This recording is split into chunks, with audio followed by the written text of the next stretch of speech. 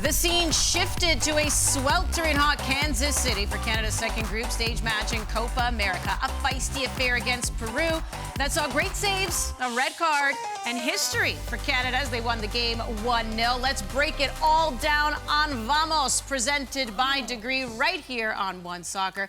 How's everyone doing? Andy Petrillo alongside Gareth Wheeler and Jordan Wilson. Let's take a look at Canada's group. I wanted a fist bump. What's going on? Hey, there we go. Now I feel like I'm part of the team.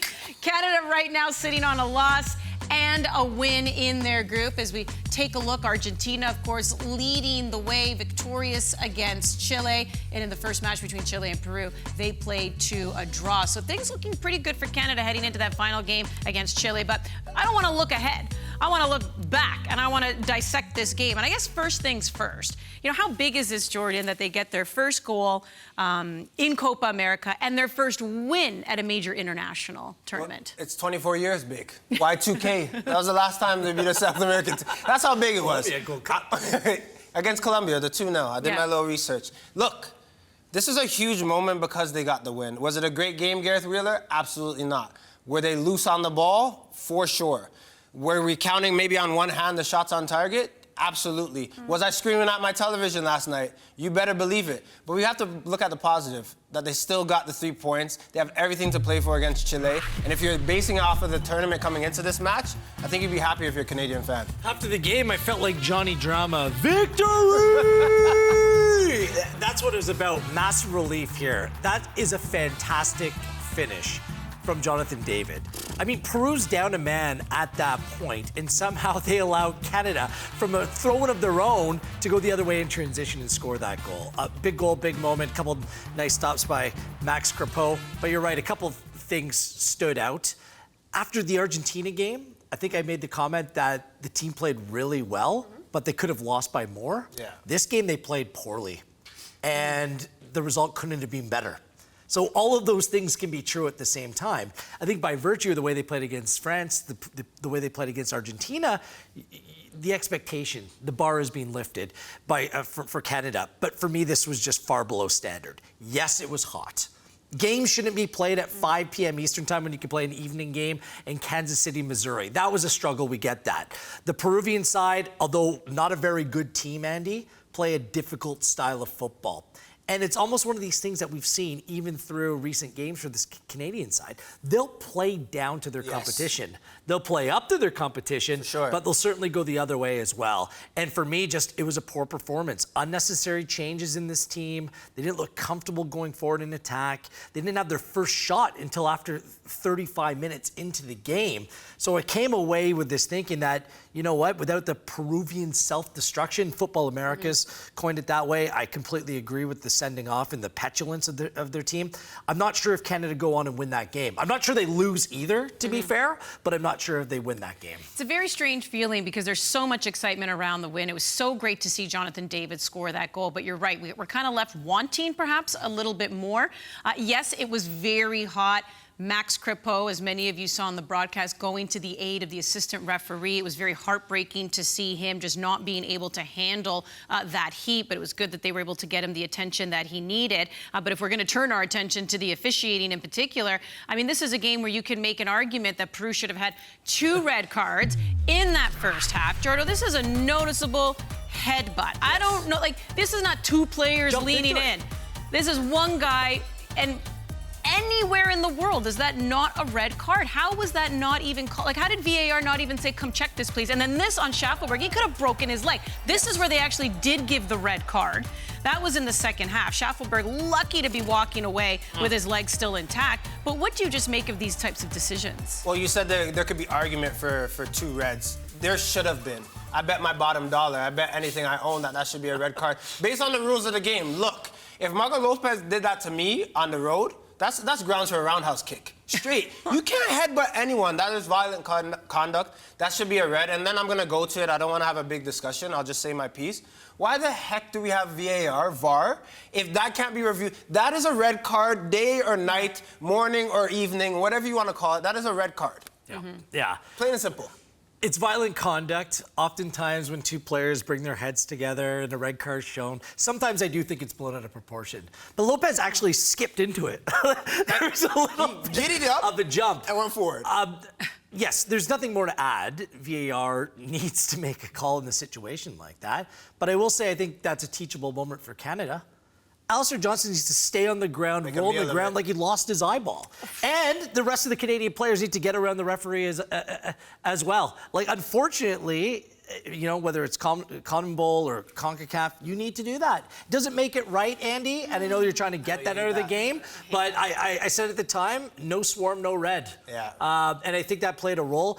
And to be honest, based on that first decision, I don't know if the other one would have been a sending off if that didn't happen before. I thought that too. I thought that too. It ended up working in Canada's favor. Thankfully, the second sending off did play out because it gifted Canada, you know, an outlet in that game, and it took away the excuse. I would have hated if that was the banter coming out of that game, a missed call, versus us actually going to break down the way that Canada played. It's one thing to say, hey, and we being hit, and people come at us and say that, you know, we cheer for Canada way too much, but I think it's fair to go on and criticize the performance from last night because their standard is much higher. And we will definitely get to that. But yeah, I don't understand. I feel like VAR is there for a reason. The player doesn't have to roll around. And I think they're also trying to eliminate the swarming now, right? Isn't that they're trying to bring into effect where just the captain can go and talk to the ref.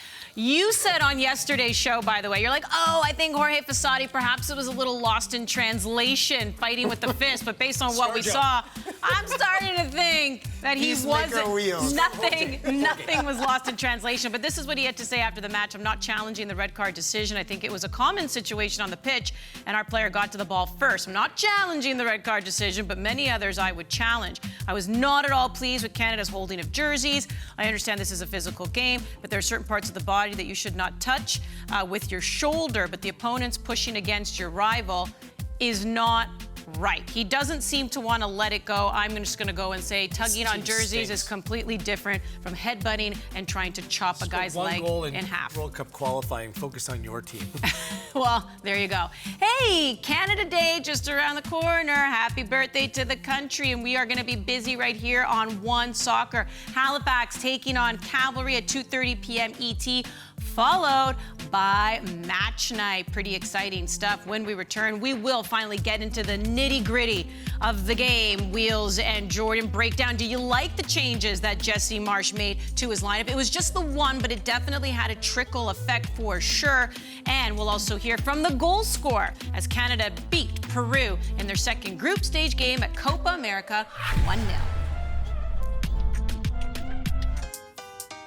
Here are the full-time stats between Canada's game against Peru. They ended up getting 2 shots on target. Their first shot on target, Jonathan David capitalized on that. That's the goal. That is the difference between this game. We're going to break it down some more, but first let's hear from the head coach, Jesse Marsch. Yeah, I look at the result, and I know that the guys are excited to make history.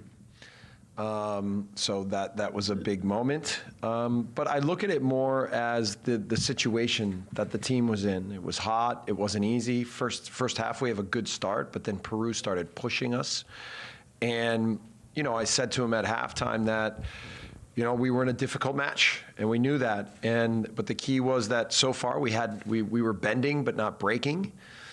And that, you know, we talked about wanting to make a big statement, to make history, to show that we're ready for bigger challenges.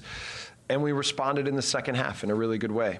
I thought the subs we made, that all 3 players came on and helped the match. And in the end, with the savviness of Peru, with the experience of Peru, to manage all of the game appropriately and keep our discipline, not cross the line, not put ourselves in jeopardy of bad cards, bad fouls, showed a level of maturity that I think, and it challenged our maturity.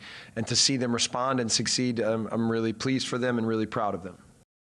Well, when they came to us before the match and said that they weren't going to have a water break, I didn't understand why. And they took some temperature. Maybe they took it in the shade, but it was clear that it was an incredibly hot day. And I hope, have we heard what happened to the referee? Do we know anything? He's okay? I mean, obviously you see that it affects everybody. So I think that was a poor decision. I think possibly also playing 5 o'clock matches in places like Kansas City is not ideal. All right, so a lot to dive into there when it comes to Jesse Marsch, but one in particular. Let's just go back to his decision before the game, and we did see that one change where Tajon Buchanan was out. Richie Larea goes on in. Liam Miller moves to the other side wheels. What did you make of that? Didn't work. That's what I made of it. Thought it was completely unnecessary because it wasn't just the one change with Richie Larea coming in. It also flipped out Liam Miller playing on the right side. He's formed a really good partnership with Alphonso Davies down the left side, moved Alphonso Davies further up the field, and none of it worked, and none of those players shined. I think it's a risk when you play Larea, who hasn't started a game since February 25th. His minutes have been exceptionally limited as he's returned from injury. Taking out Tajon Buchanan, a player I think that we all agree is not on great form, but he's still Tajon Buchanan of Inter Milan. And I thought it was a little bit unfair to him, quite frankly. You play 3 teams in friendlies under Jesse Marsch where you don't have a whole lot of joy on the ball. Yeah. And then in a game where you're expected to be a little bit more dynamic, have some more chances, be able to play to Buchanan's strengths, that he didn't start. So I really didn't like any of those moves, and I don't think any of them worked, Jordan. I want to know the conversation that was had with Tajon Buchanan, because I think with a guy that's been grinding, and yes, it hasn't been working offensively, but defensively he's been locked in and it's been a key part of Canada in the games that they've played. What that conversation was, I think Tajon needs an arm around the shoulder at this point, knowing that he still has the quality, but he needs a manager and a team that still believes in him to step up in these moments. It was one sub by Jesse Marsch, but it really changed the dynamic in 3 ways. Having Alphonso Davies higher up the pitch limits the effect and the product that he can really bring. When he comes deeper, we say it all the time, he's a guy that just allows so much. That Miller and Davies connection is it on the left side. Throwing him, as Wheel said, on the right was just totally different. I understand maybe wanting to give Richie Larea a chance in this type of game. He's feisty, he's always up for a challenge. But the way that Canada went about it the first half, the way that Jesse Marsch set up this team, it wasn't successful. It didn't work, hence why he had to change it. We'll get into that partnership as well, because Alphonso Davies looked like he was out of that game a lot more than he should have been. But a player who had an incredible moment and put the ball in the back of the net when he needed to was Jonathan David. Here he is. It's a very difficult game. I think even though we were playing 11 against 10, it was still a very difficult game, and I think we managed to win, so I think that's the most important thing. You got your goal. I know as a striker that's always so important. Just talk us through that play and I guess your emotions when that one hit the back of the net. Yeah, so as I was already looking to see where the space could be. So when Cal got the ball, I didn't even look back. I just took off. After he played a good ball to Shaf, Shaf saw me. And after that, I took my touches in front of the goalie and shoot. You guys have had some really good performances in recent games, but not quite getting over the line with the result. How important is this win tonight in terms of building confidence in the group and, I guess, growing into this tournament now? Yeah, I think playing well is always important, but I think winning is the most. Winning is the most important thing. Doesn't really matter how you do it. I think winning is the most important thing, and after you can see the little details that you need to do better next game. But ultimately, winning is the most important. Chile and Argentina are playing right now. You'll take on Chile in the next game in Orlando. How do you guys start to prepare for Chile now?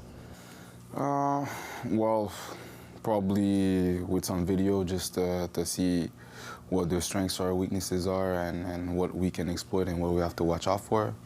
And after that, just recover well. Atlanta, Kansas, now heading to Orlando. A lot of travel in this tournament as we take a look at the ratings once again supplied by friends on over at campl.ca. Max Crepeau and Jonathan David, the highest there. I don't think anybody's surprised with Max Crepeau. Once again, he had to come up with some big saves. By the way, he had to come up with some big saves in stoppage time. Yeah. We haven't even really gotten into that, how the Canadians were under siege at the end of that game with Peru being down. Man, what do you make of that? What do you make of the ratings? I mean, I think that happens sometimes, right? I know people are looking at it 11 v 10. They're like, oh, you should have the ball more. I think that's a situation where sometimes at the end of the game and a team like Peru who has experience, throw a lot of passes forward, and Canada was a bit nervous. That does happen. You see in games as well, 11v10. The team that has 10 sometimes goes out and scores. Like, they just bunker in and you play a little bit extra. So that does happen in the game of football at times. Yeah, you want to go to get that second goal, but I think based on the conditions, the nervousness a bit, they just needed to preserve that lead. That's why they fell back a little bit too deep. But at some point, a team that doesn't have the technical strength like Peru, I think you got to force them a little bit more. So it was scattergun. It wasn't a great finish. It wasn't a great game. I think the player ratings, maybe all of them were a little bit too high. With the exception of Crépeau. I would have put Crépeau higher. David, by virtue of the goal, I don't think he played a great game, but it was an outstanding goal. He's now scored 26 goals in competitive games for Canada, like in competition, Gold Cups, and now Copa America and World Cup qualifying. Like, these aren't coming in friendlies. He just continues to get the job done. Yeah. 26 and 50 caps. But let's talk about some of the players that struggled a little bit in that game. And Davies is a player that you brought up. I'm not sure that he struggled, but he just wasn't as involved as he should be. And I'm with Jordan. Positioning is huge. It is. And also the partnership with Liam Miller. But let's talk about the formation that Jesse Marsch has. It's basically a 4-2-2-2 formation. His team the way that his team's typically set up, don't play to the strength of those wide players. And that's why I worry a little bit about Davies and Buchanan if they're going to play those. Like the way that Herdman played with 3 at the back and those 2 players as wingbacks, they were constantly involved because they were playing so wide. Now they're being asked to tuck inside and really jam things up from a defensive perspective. They're not having that freedom to go and really extend the play. That was my concern, and it still is, about how all these pieces come together under the way that Jesse Marsch wants to play. You want your players to always have their X factor being shown. Anyone around the world, you say Alphonso Davies X factor, what is that? The man is rapid. You cannot catch him. If I got on my bike and try to go, he might beat me in a race. If you get him to come inside, it's the same with Schaffelberg, you're diminishing what his strengths are.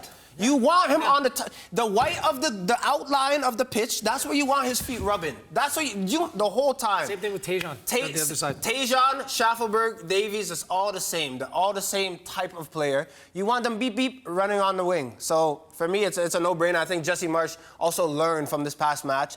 Putting him forward is really just getting 70% of Alphonso Davies. The midfield, a lot has been made about that. We were really curious to see how this partnership in particular would look between Stephen Eustáquio and Ismail Kone. And I think in the previous games, Netherlands, France, even to start things off against Argentina, we were loving in particular Kone, to the point where now there's been all this talk of him moving from Watford, moving on. He's shown himself the maturity, the composure, but maybe even perhaps a little bit against Argentina, maybe exposed. And then even in this game, too, how did you feel he performed? Sounds like he's about to make a move to Marseille, which is a great move. I mean, it's a club who switches managers all the time, just like Watford, but they brought in Roberto De Zerbi, and he's a manager that worked with young players at Brighton, and I think he's brilliant. Yes. I think he's going to make Kone a better player. But this is why I didn't like all these transfer links and agents playing games that agents play entering this tournament, because for me, Kone looks like a player who's trying to do too much. He's not keeping it simple, Jordan. That's the thing. This is a player that's only been a professional footballer for less than 2.5 years. He needs time. He needs to play to his strengths, play things simple. So I think that the looming move and the pressure that's being put on him by outside sources, it can have an impact. Absolutely. It might not be the only thing that's going on, but it's certainly one that we can point to. As a midfielder, it's not about reaching a 10. It's about sometimes being at an 8, being consistent. And I think sometimes when you see him against France and it's a game, you're going to look at highlights years to come and be like, oh, this is what he did against France. You're playing off of rhythm and off the hype that you're doing in that game. When you go and play against a Peru, a game that's more grind, it's just about doing the simple things. And I can remember even a time, although I didn't do international, just being a professional, it's not about the 10 out of 10 performances. What's going to get you that move is that 8 every week. Just being consistent, doing the right things. You can see right now it's a bit of a flip-flop, which happens with a 22-year-old. Like, he's still young. I just want someone in his ear saying, look, just do the right things at the right pace and be simple. If he simplifies his game, he'll take off. Because of that, the one stat, we had the stat board up at the start of the segment, 5 shots, and you're up a man for almost 40 minutes. Yeah. Like, just there was nothing created from the midfield in the back areas. Like, I thought Kyle Larin put in a really good shift again. Yeah, his intervention was crucial to the goal. He won that ball on top of the 18-yard box to spring Schaffelberg and then to spring Jonathan David. So those players, David and Larin, need more service, and that was the game that they were supposed to get them in. They need to become more of just a team that thrives in transition. They have to be able to break teams down. It's just a quick yes or no. Kone, does he start against Chile?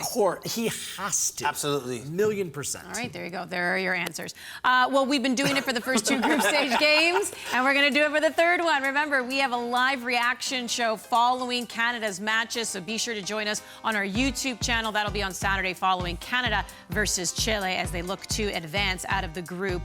And we saved the best for last. Don't worry. Everyone's sitting here going, come on, how are you not talking about Schaffelberg, who came on in as a sub and had a fantastic showing, was the one who assisted on that Jonathan David goal.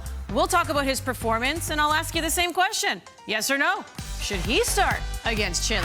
Answers next. So, just to recap, Canada started this tournament off 2-0 loss to Argentina. Then it was a 1-0 win over Peru. They will round things out June 29th, 8 p.m. ET against Chile, and will look to move on for the first time at the Copa America tournament. This is their debut there, and for a lot of people, they're getting to know the name Jacob Schaffelberg, and he's come on in as an incredible sub. He's always dynamic. He is always making the opposition spin their heads around when he comes out with his speed. He always gets the ball into the box, and yesterday was a prime example of him getting that ball to Jonathan David for the goal. So let me ask you this. Are you starting him? I'm not, and I fully appreciate the mullet and the boy from Nova Scotia. Schaffelberg has never started for Canada. I think that he is an outstanding weapon, change of pace player to bring off the bench when the game gets a little bit more expansive, when the legs get a little bit more tired. That is Schaffelberg's time to shine for me. Playing him, giving his first start right now against Chile, another team that is much more technically proficient than Peru. I just don't think that plays to his strengths.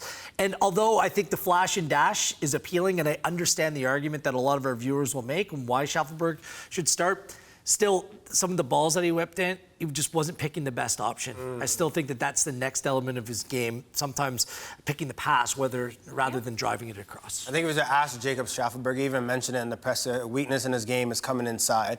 But I think as a manager, if you're Jesse Marsch, you always want to put your players in a position to be successful. Starting him in a game against Chile, where everyone is going to be organized and where they should be in the beginning of the match, doesn't favor him. Room favors him, as Will said. Open space favors him. Maybe if you're up a goal and you have the confidence to go express yourself down the left-hand side, that favors him. So to put him in the starting lineup, I just don't think that we would get the same Jacob Schaffelberg that we've seen and grown to love in this tournament. They have no other change of pace player like him to bring off the bench. It's a weapon. I also just wouldn't be surprised if Jesse Marsch plays with it. When we cover the Canadian women's national team, I feel like we have this conversation on Evelyn Vienne, because every time she's came on in as a sub, and even a Chloe Lacasse, we're like, start them, and then it's a different vibe. I wouldn't be surprised, let's put it this way, if Jesse Marsch started him just to see how that turned out. Yeah. But I think I'm with you. He's just the super sub. I just don't think you experiment now. This is not the time.